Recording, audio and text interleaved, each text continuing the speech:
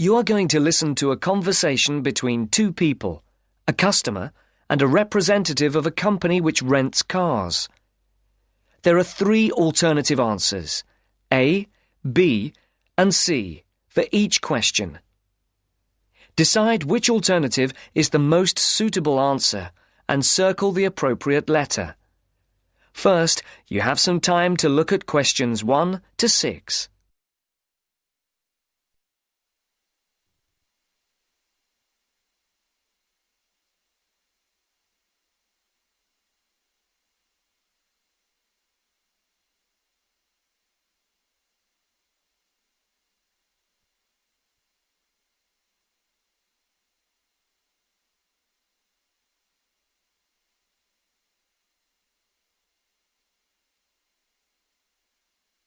Now the test will begin.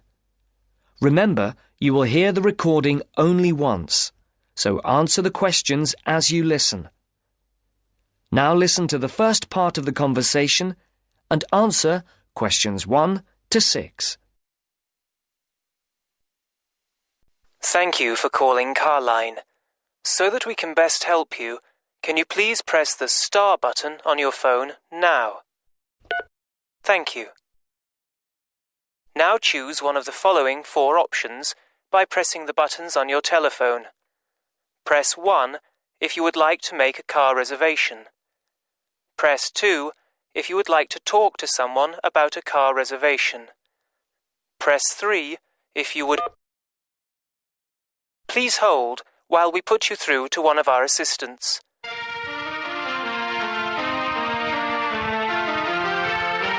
Good morning, Melanie speaking. How can I help you? My name is Mr. Maxine, and I booked a car several days ago to be picked up from Heathrow Airport in London, and I'd like to change the booking. I see. Have you got a reference? Yes, I have it here somewhere on a piece of paper. Here it is. It's A for Alpha, C for Charlie, F for Foxtrot, Y for... Yeah. Yes. The number 15, 1-5, A for Alpha, and G for Go. Let's see. Can I just check that? ACFY15AG. Yes. Mr. John Maxine. Yes, that's it. Okay, so how can I help you? I booked a car for 3 days from this Friday at 6 p.m. to Monday at 6 p.m. Yes, a manual. I'd like to change it for a larger car and an automatic rather than a manual. And I'd also like to book it for 5 rather than 3 days. Okay, let's have a look. We have an estate which is automatic. Yes, that would be perfect. There is a difference in price, though. For the extra 2 days? Yes, but also for the size of the car. The estate is £15 more expensive per day than the saloon car you have already booked. Okay, and how much extra is it altogether then? That makes it an extra £165. It seems rather expensive. The last time I hired one, it wasn't so much. When was that? Several weeks ago. I see. Before the speakers continue their conversation, look at questions 7 to 10.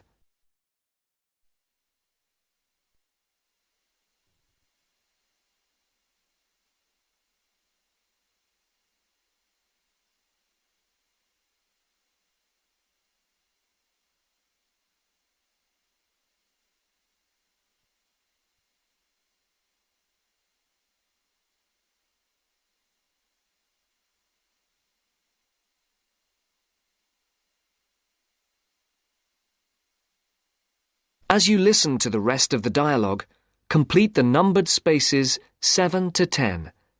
Write no more than 2 words or a number for each space.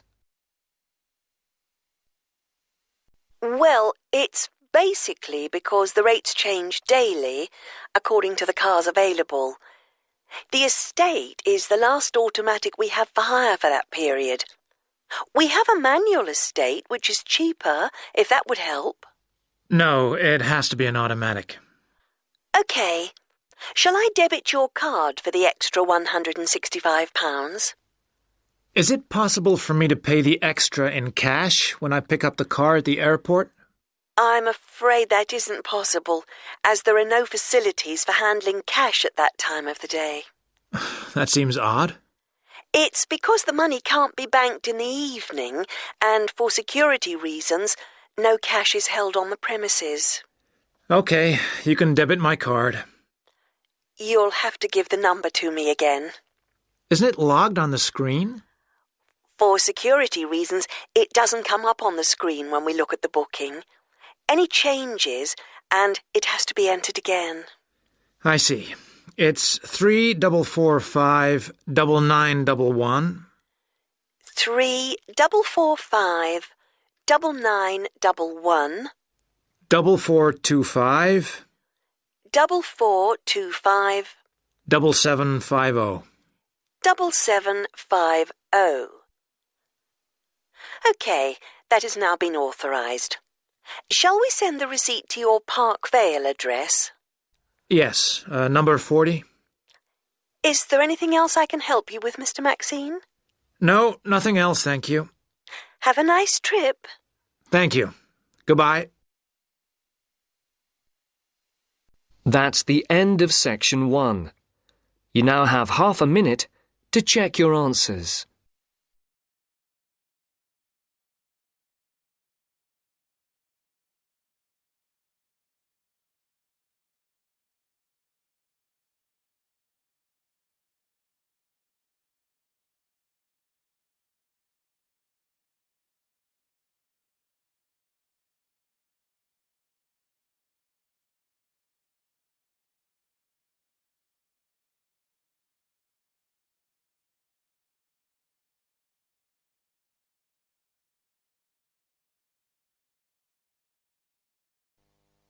Section 2.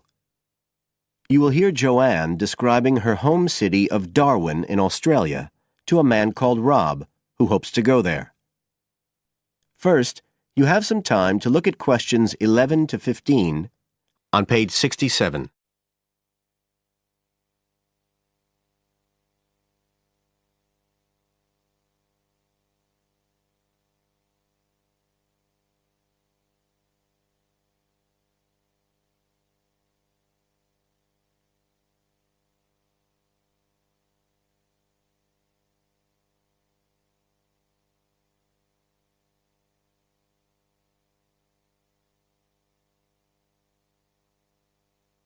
Now listen carefully and answer questions 11 to 15. Joanne? Hi, you must be Rob. Nice to meet you. So, I hear you're planning to visit Australia. Yeah, and I really wanted to talk to you because I was thinking of spending some time in Darwin, and my sister told me you're from there. That's right. So, tell me about it. Well, where shall I start? Well, Darwin's in what they call the top end because it's right up at the northern end of Australia, and it's quite different from the rest of Australia in terms of cultural influences.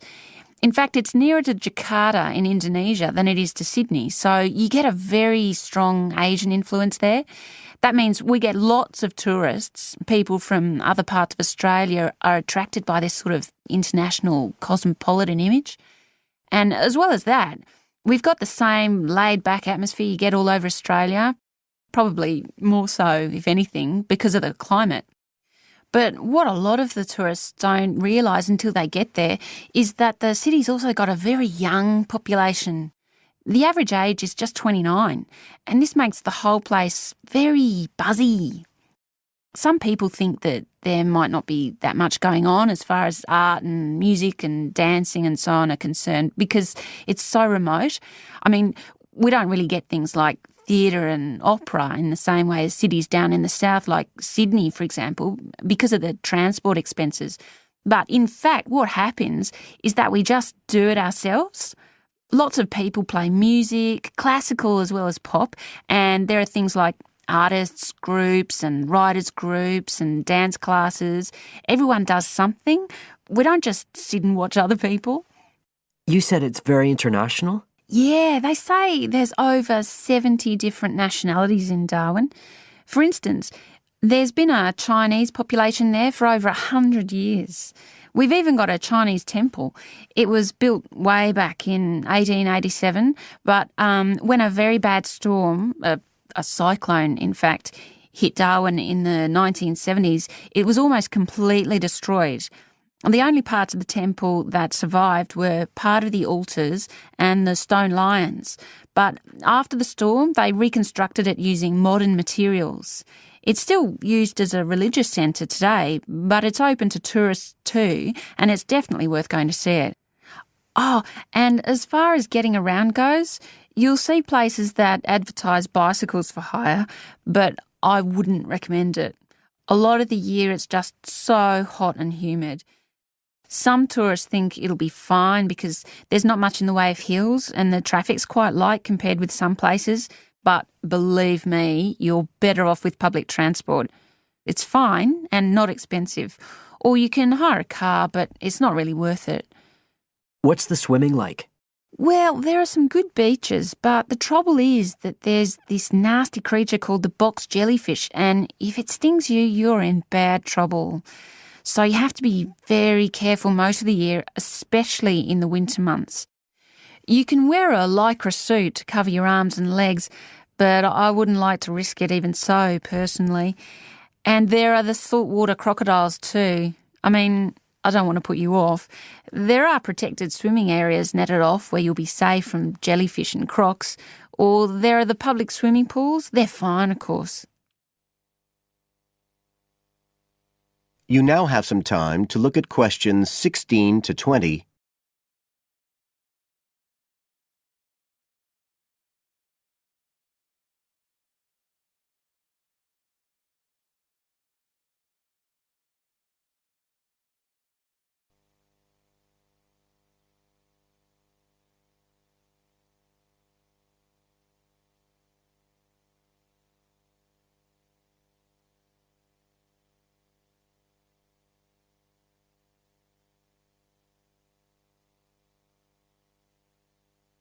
Now listen and answer questions 16 to 20.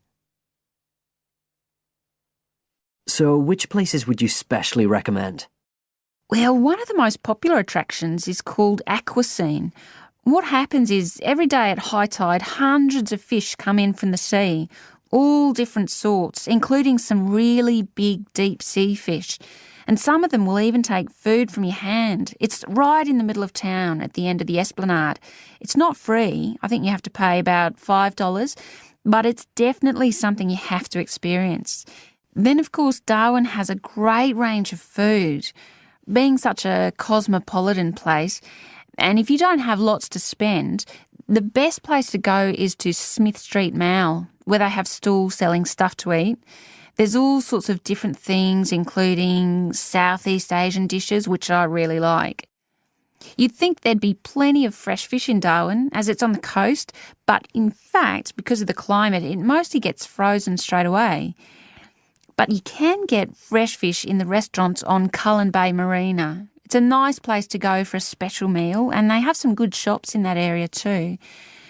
What else?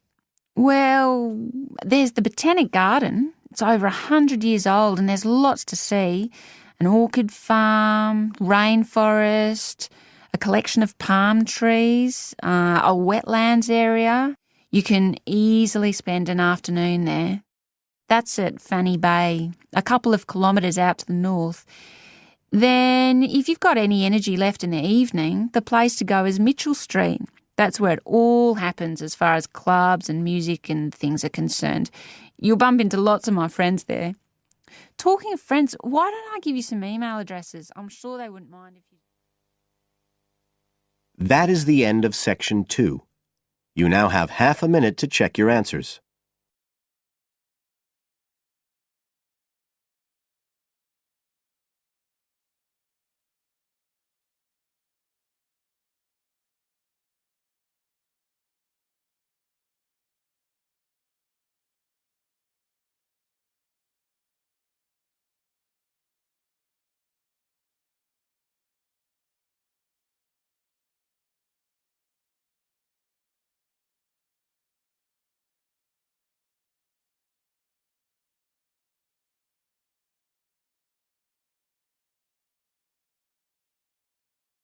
Section 3. You will hear part of an interview between Dr. Hilsden, a member of staff on a fashion design course, and a student, Julia, who is applying to do the course. First, you have some time to look at questions 21 to 23 on page 130.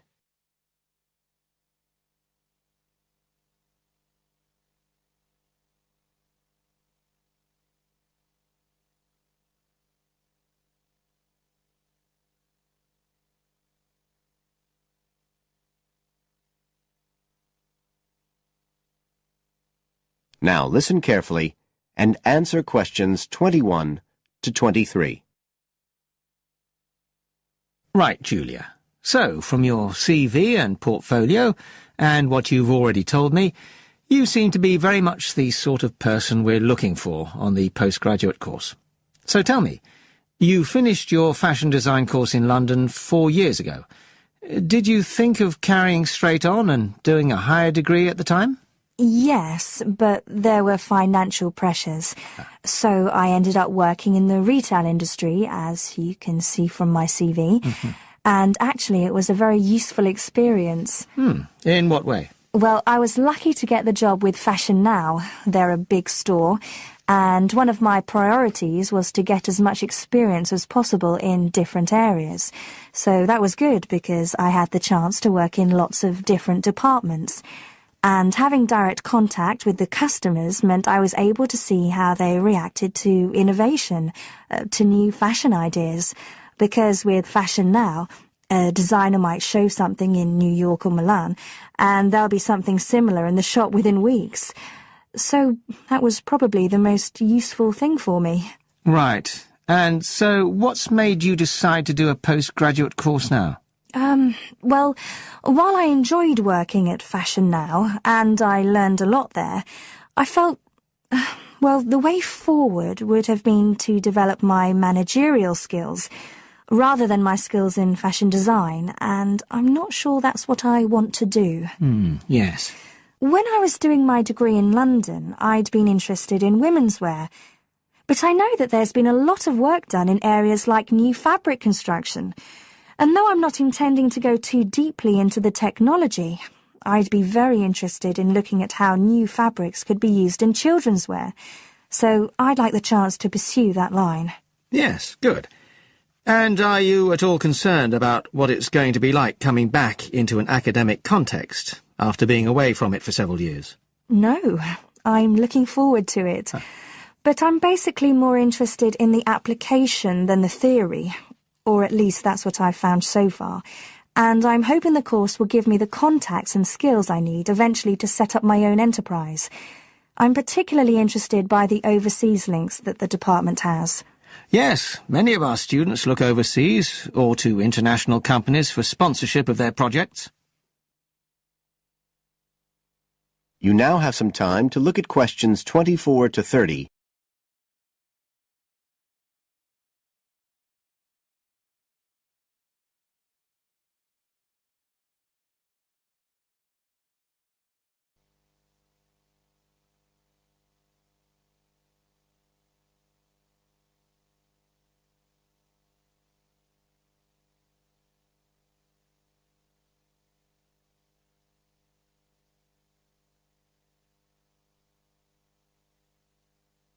Now listen and answer questions 24 to 30.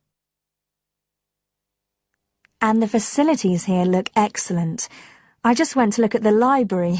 It's really impressive. There's so much room compared with the one at my old university. Yes, most students find it's a good place to study.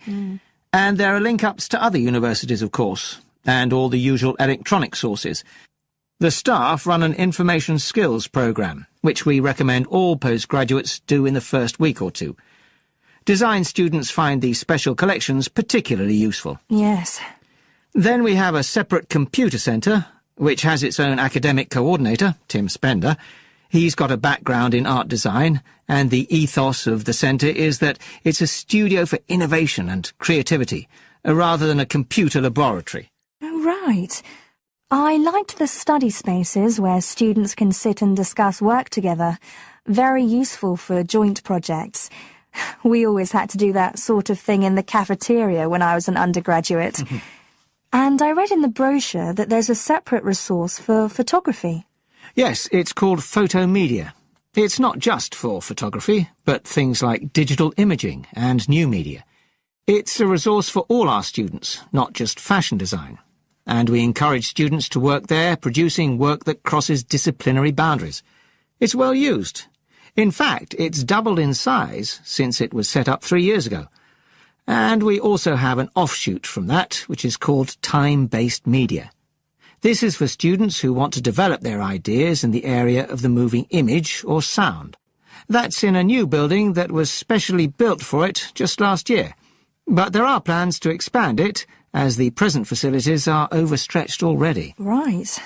Now, is there anything you'd like to ask about the course itself? I know it's a combination of taught modules and a specialist project, but how does assessment fit in? Well, as you'd expect on a course of this nature, it's an ongoing process. The degree course has 4 stages, and there are what we call progress reviews at the end of each of the first 3. Then the final assessment is based on your project. You have to produce a report, which is a critical reflection on your work. And is there some sort of fashion show? There's an exhibition. The projects aren't all focused on clothes as such. Some are more experimental, so that seems more appropriate. We ask representatives of fashion companies along, and it's usually well attended. Right. And another thing I wanted to ask. That is the end of Section 3. You now have half a minute to check your answers.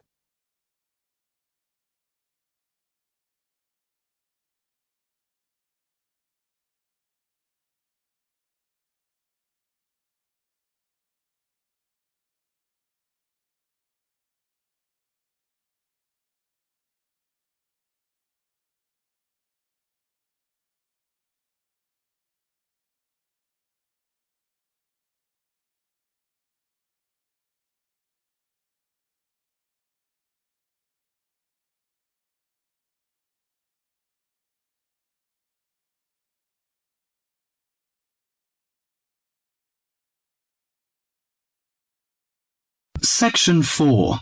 In this section, you will hear a lecture on the research on teen brain. Now you have half a minute to read the questions 31 to 40.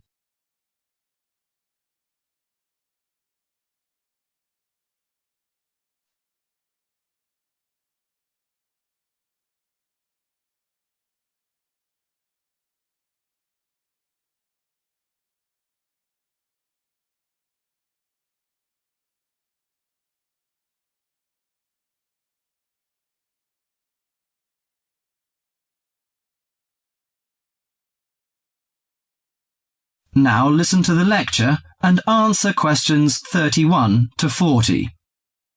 Today our guest is Joseph Parks, Medical Director for the Botany Department of Mental Health. He's going to give a lecture about the research on teenage brain. Good morning, everyone. Today I'm going to introduce the new research about adolescent mind, the teenage brain. How much do you know about that? Do you believe in brain scanning? Do you think we can judge whether a teen is normal or mentally ill? Or it's just another immature test? The new research shows a teen brain is in the middle of disordered changes.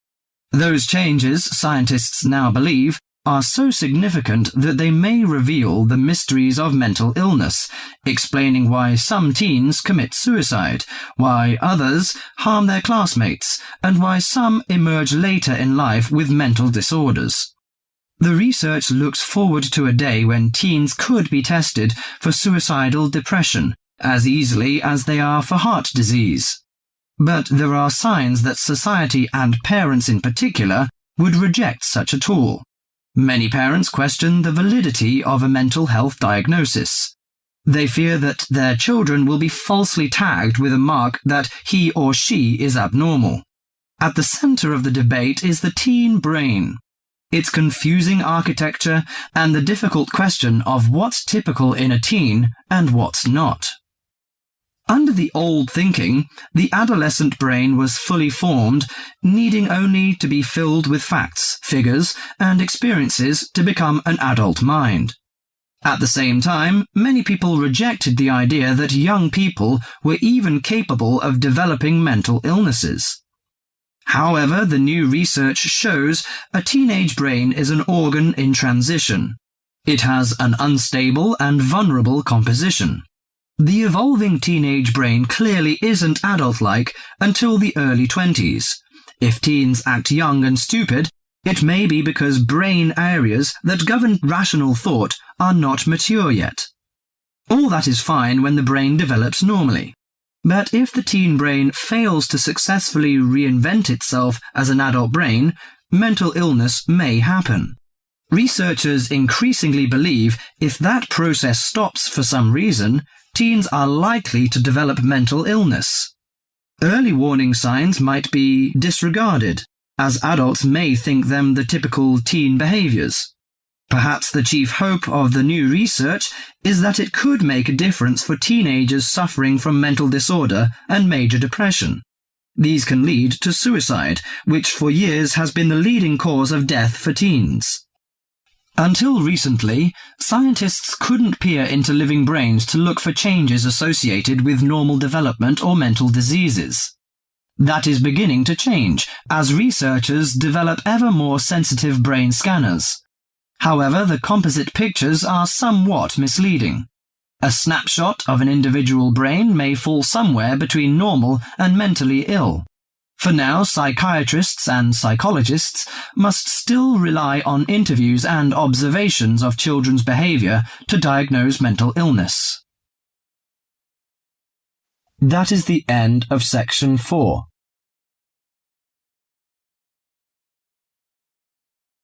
You now have half a minute to check your answers.